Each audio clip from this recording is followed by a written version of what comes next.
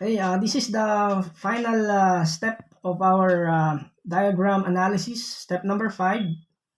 Okay, final piece or final piece of the puzzle para ma-finalize po natin itong ating steps in diagram analysis.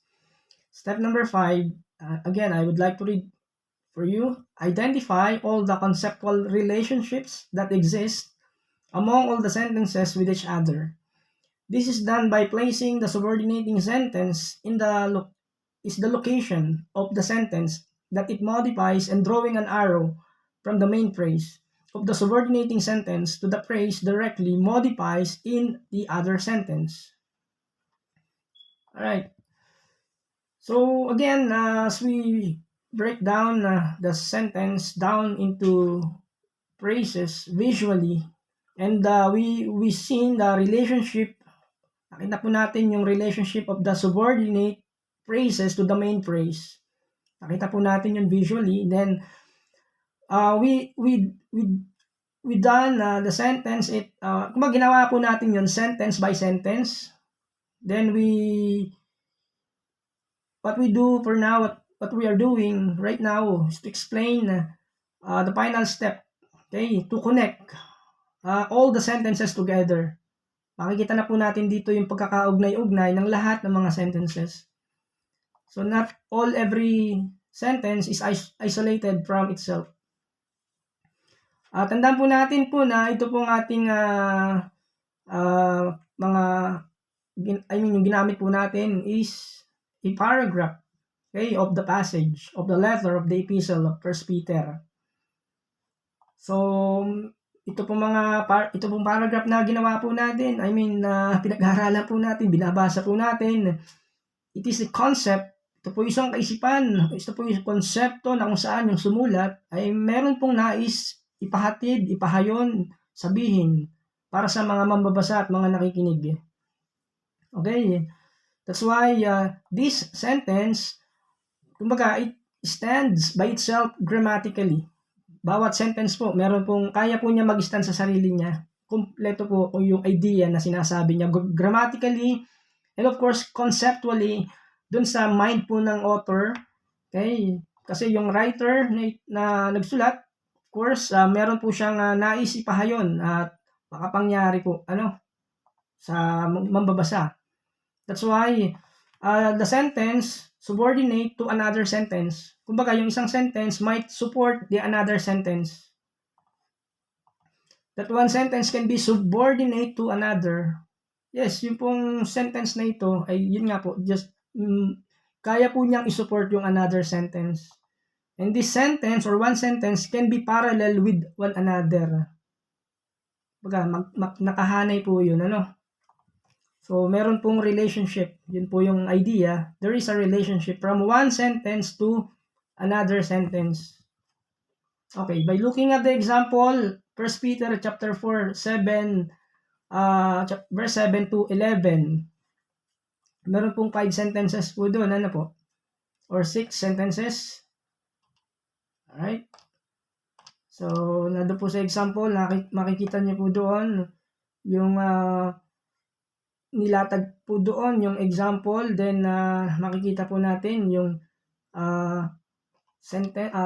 ito pong mga sentences na to is kumbaga yung every segment ng sentence is hinati po natin to into phrases.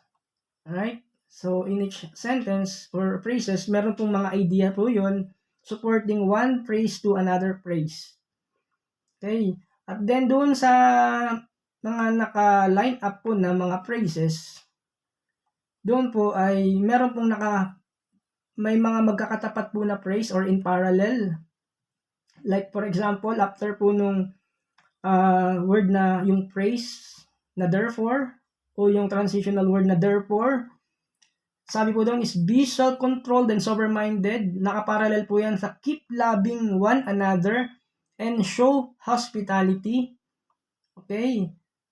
And then, to serve one another. Okay. So, doon po sa binanggit po natin ng mga phrases, nakaparallel po yun, sending us from the author or by the author a command. be self-controlled and sober-minded, keep loving one another, show hospitality. Okay? So, yun po yung inuutos niya. And then, yung word na use it. Yun po yung command. Alright? So, yun po. Napakarami po mga inuutos doon na word. So, doon po makikita po natin yung pong series of commands. Na kapag ka naka-diagram po yun, doon po natin visually mapapansin po talaga natin. Ano? So, yung sentence number 1, sabi po doon, the end of all things is at hand. The end of all things is at hand. Nakalagay po yan sa left hand, the left side ng ating pong doon sa screen, sa location ng ating pong passage, yung diagram. And then after that, sabi niya, therefore, okay, the word therefore.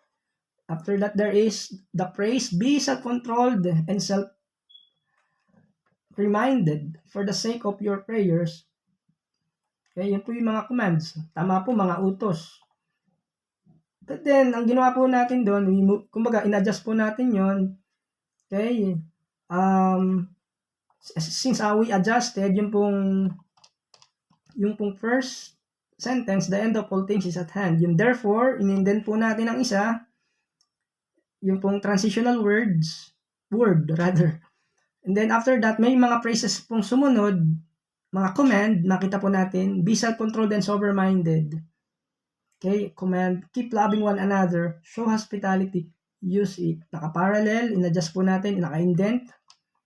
Okay, then, okay, so yun po yung mga commands, in short. Kumbaga, ito pong mga ito, may ginamit to modify, yung pong mga phrases na binanggit, is to modify the word therefore. So, yun po yung connection niya, is to modify, to support yung word na therefore. So, dito po, sa paraan na ito, sa step na to, nag-establish po tayo ng tinatawag na conceptual relationship and modifying one sentence to another. Okay, ini-establish na po natin yung konsepto, yung bawat relasyon po ng bawat pangungusap. Kaya importante po na ipakita po natin yung connection by using an arrow to see the conceptual relationship and modifying one sentence to another. So, yung paraan po para gawin po yun is we place also the subordinating sentence in the location of the sentence that it modifies. Ilalagay po natin sa ilalim. Ano po? Tapos ini-indent po natin yun. Okay? And then after that, yung line o yung arrow, gumuguhit po tayo nun. Okay? Of course, ng arrow. Like for example, for yung word na therefore, naka-indent po yung therefore, may arrow po tayo pataas. Okay? Then, yung mga main phrase po natin, like yung may verb, like yung be self-controlled, keep loving one another, show hospitality, then yung use it. Okay, so meron po tayong arrow na ginamit pointing back doon naman sa transitional words. Now, yung sentence, okay. So, yun po yung conceptual relationship that this sentence or phrase modify phrases or phrase. Okay, so ginagawa po natin yun by drawing an arrow from the main phrase kasi nasa kanya yung main verb of the sentence. So directly po na papakita po natin that it modifies the other sentence. Okay, so yun nga po, yung subordination idea ng sentence na kung saan gumawa po tayo ng arrow, nagguhit po tayo ng arrow from the main phrase just to show the visual relationship. But by looking at the sentence number 2, it is directly parallel with the previous main phrase. Again, yung be self-controlled and sober-minded for the sake of your prayers. Okay, and then keep loving one another is parallel with the self-controlled, be self-controlled and sober-minded. Nakaparallel po siya. Then sa sentence number 3, okay, kung titingnan po natin, that phrase, sabi doon, show hospitality, which is in parallel with the other two sentences. The other two main phrases of the previous sentence And then yung sentence number 4, the phrase use it is the main phrase. Kasi yun nga po, may verb po doon, may verb ano. Yun po yung ginamit ng mga phrases. So, naka-direct parallel po yun. At naka-link back po naman yun sa inference word. Again, dun sa transitional words na therefore. Yun po yung kaugnayan niya doon. Minomodify po niya yun doon. At sa pamagitan nga po ng arrow, nakakonect po yun. Okay. So, ano po yung logic po ni Peter, ni Pedro, sa paggamit po ng verses na ito, verses na binanggit po niya. So, gumawa po siya, nagbigay po siya ng statement, nagbigay po siya ng declaration, ano? Yung pahayag. Sabi niya, ito po yung pahayag niya. Ito po yung inference. The end of all things is at hand. So, gusto po niya ipakita yung malaking kaisipan dito, yung malaking idea, sabi natin. The end of all things is at hand. Then, nais niyang iparating sa lahat ng magbabasa o makikinig na unawain po yun. Why? Sabi niya, mahalaga po yun. The end of all things is at hand.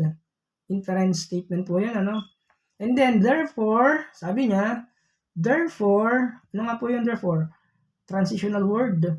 And sabi niya, dahil ang katapusan ng lahat ng bagay ay malapit na, okay, ito ang nais niyang gawin nyo. Parang gana, nais niyang iparating. Itong nais na iparating na itong dapat maging buhay mo. Ipamuhay mo, sabi niya. Or ito ang gawin mong kung paano ka mag-isip. Kung paano ka mabuhay, ito ang dapat mong gawin. Kung paano ka mag-isip, itong nais mong dapat mong pag-isipan o isipin. Ito, sabi niya, I want to be self-controlled and sober-minded. Kailangan maging mapagpigil tayo sa sarili. Maging matino ang ating isip. Gusto ko maging mapagmahal tayo, magmahalang kayo sa isa't isa. Keep loving one another. Ipakita nyo ang pagiging mabuting pakikitungo sa iba, sa isa't isa. Ganun po yun. Okay, so ito pang nais niya. I want you to use the giftedness of God has given you. Okay, gamitin mo. Yun yung sinasabi niya, no? Yun yung nais niya iparating. Since the end of all things is at hand. So, ano yung nais niya iparating doon? Yung word na eschatology, end times, ano? Since the end of all things is at hand. So, nais niya na isipin natin itong mga bagay na to. Gawin natin, ano? Yun po yung light of the truth, ano? Yung liwanag ng katotohanan na yun ang kailangang ipamuhay ngayon. So, pinakita po niya yun sa pamamagitan ng sunod-sunod na mga utos, ano? Series of commands. At pinakita po niya yung commands na ito, sabi niya, then he says, para kanino? To him be glory and dominion. Yung lahat ng kaluwalhatian at paghahari magpakailanman. Para sa Diyos, sa pamamagitan ni Kristo. And there is a short doxology po dun sa ilalim. Okay. Alright, so, ganun po yun, ano? Kumbaga, pagka gumagawa po tayo ng diagram na ganitong paraan, again, nag-uumpisa po tayo na tingnan yung mga words, yung mga phrases, paano po nagkakaugnay-ugnay ang bawat isa so that we can visually notice, see, and yun nga, makita natin yung relationship nila. Yes, yung pong Bible, is a printed Bible, our printed Bible, it facilitates yung reading. Tumutulong po talaga yan sa ating pagbabasa, yung Biblia, ano.